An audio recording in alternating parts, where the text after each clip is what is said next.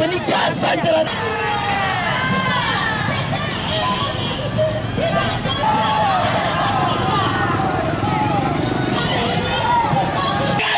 Bertindak lanjut untuk kegiatan tersebut. Kita berdiri di sini dan bentuk Allah tambang PTM Banggar. Hidup mahasiswa. Assalamualaikum warahmatullahi wabarakatuh. Masyarakat Aceh ada parah itu menerima suara kita. Menurut kata Pak Gubernur, itu bukan urusan saya. Bagi usia remaja oleh daerah, bukan daerah-daerah lebih maju lagi dengan ad hari ini. Kita lihat bersama bahwasanya menuduh mereka telah membuat, mereka telah merusak keras apa yang dilakukan oleh pemerintah pusat. Hidup milik masyarakat betul, dan kita mendukung juga sumber daya alam itu tidak boleh masyarakat betul itu sendiri. Katanya perusahaan, katanya sesuatu yang berbeda.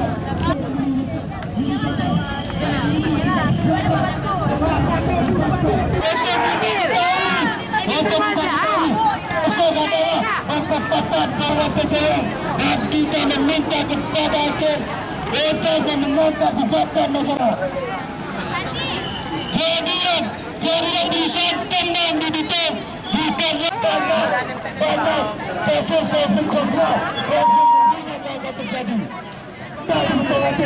Keras menghancurkan para penembak raya Betung. Dari punggung sana. Hidup mahasiswa!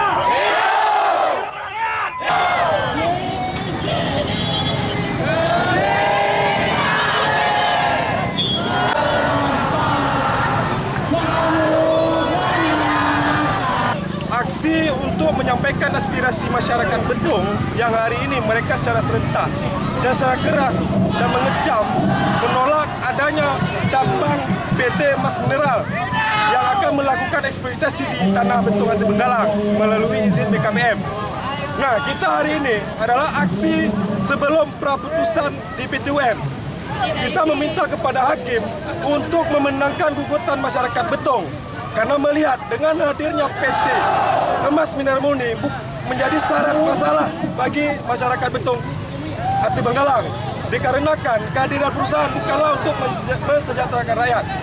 Sejauh ini pernyataan masyarakat Betung Ati Benggalang, mereka sudah sejahtera dengan sumber dan kekayaan alam yang hari ini terus mereka garap, dan baik dari lahan pertanian, perkebunan, bahkan di sungai.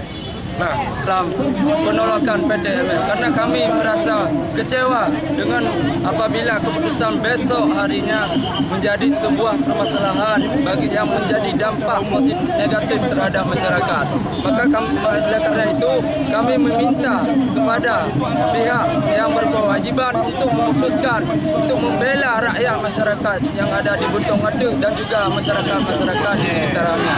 Mungkin inilah tujuan kami hari ini turun ke lapangan untuk menyuarakan penolakan PT